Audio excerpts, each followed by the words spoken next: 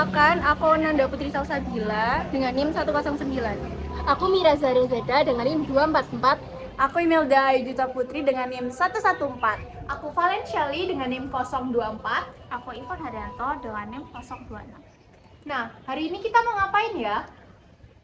Hari ini kita mau ngerjain tugas PKN nih. Nah, tugasnya itu apa sih, Nan? Tugas bisnis digital kan? Ya, kita mau jelasin Wawancara kan? Oh iya ya. Enaknya narasnya siapa ya, Por? Mending kita cari ke sebelah. Ada apa di sebelah? Come on guys. Kita ketemu ini nih. Polos Surabaya. Katanya sih dia jualan kaos-kaos dan baju-baju polos yang Menarik nih. bagus banget gitu. Nih pengikutnya di Instagram ada 48,9 ribu. Banyak banget.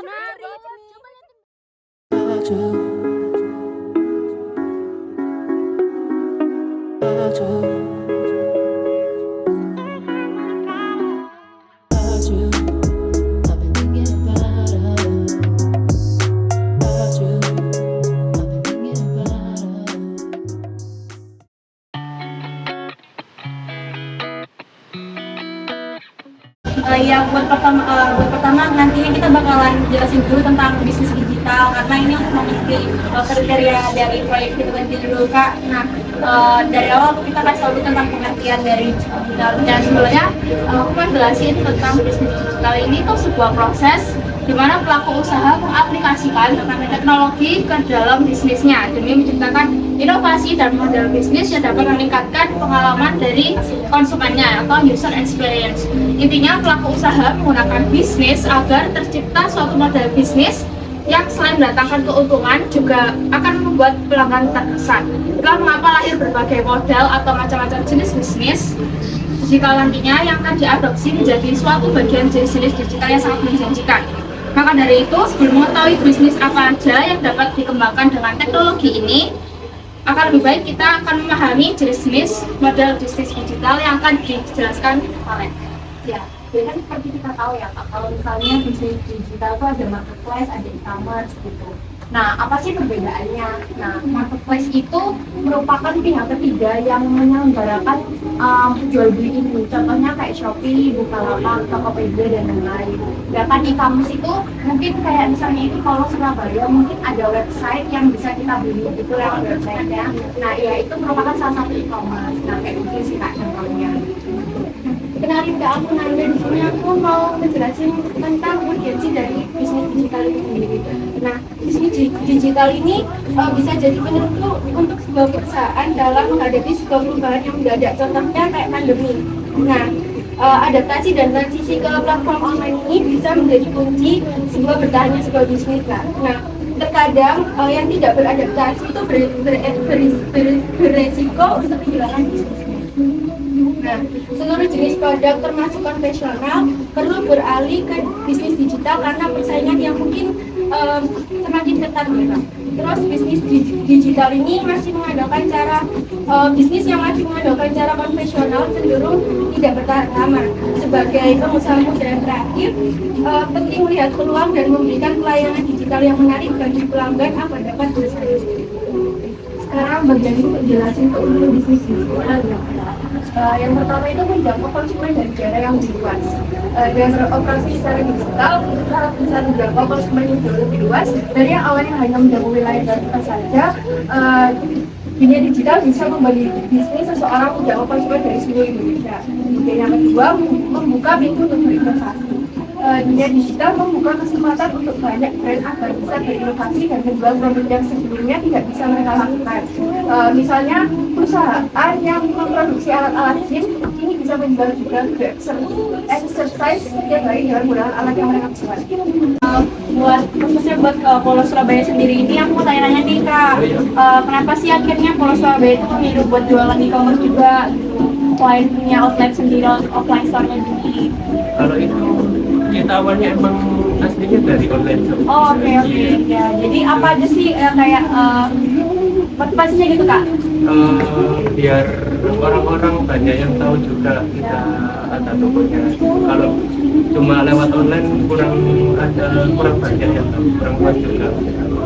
Ya benar-benar setuju nggak sih, kayak teman-teman kita juga setuju kan tadi sama keuntungan yang dibilangin sama apa namanya Nanda dan Mira, kalau misalnya jualan online itu bakalan ngebajak cakupan pelanggan dan keuntungannya gitu ya. Buat caranya Polo Surabaya nentuin marketplace tempat sendiri itu gimana sih Kak? Kenapa akhirnya buat punya website aja atau bisa dari Shopee aja atau dari Tokopedia, gimana itu apa sih yang dibuat tentuin? Atau pertimbangannya itu ada keuntungannya atau kelebihan atau gimana sih Kak? Kalau itu ada keuntungannya, kita kontangannya lebih banyak orang yang tahu, jadi lebih banyak orang yang beli juga.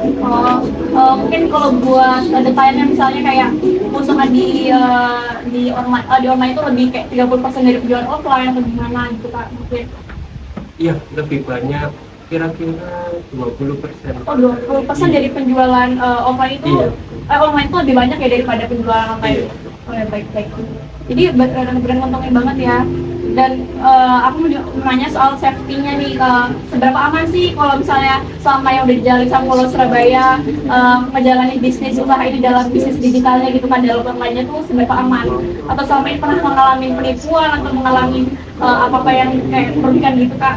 Selama ini alhamdulillah masih belum pernah ya? mengalami kendala-kendala. Ya, jadi dalam proses penjualan masih aman, mungkin kayak apa misalnya kan ada retur-retur barang, biasanya kan ada kayak pembelian nakal gitu ya Kak, barang udah di ACC diterima tapi ternyata ya dibatalin wajib pengembalian, sementara itu belum ada ya di sini. Ya, baik, berarti Polo Surabaya sangat beruntung sekali ya teman-teman. Nah, udah itu aja sih Kak yang dari aku. Mungkin kakaknya bisa ngasih motivasi ke teman-teman semua nih, karena kan kita kan juga bakal pengen punya usaha ya digital juga nih. Mungkin apa aja sih yang bakal bisa dimulai dari sekarang gitu kan, misalnya motivasi dari kakaknya gitu apa? Boleh Kalau disampaikan? dari saya itu paling menjamin mental Dulu, oke teman-teman dengerin. Prepare mental sama yang paling penting kesiapan. ya. Udah, kalau misal saya udah tahu pasarnya yang udah bunyi itu baru bikin konsep itu mungkin. Iya, konsep modal juga sih Kak, tujuan ya. sudah. Kalau itu udah bisa semua pasti udah 80% aman ke depan. Jadi tinggal kita, jadi yang aku dapat dari kakaknya tadi, kita tuh harus satu mikirin mental dulu, niat itu juga termasuk modal. Kita bakal bisa mencakup berapa aja, buat mau jual apa aja, konsep kedua, dan yang ketiga tadi itu cari pasar dan tujuannya siapa. Gitu ya Kak ya, berarti motivasi dari kakak. Tadi kan namanya siapa, mungkin bisa dipakai narasumbernya. Apa namanya? Dista.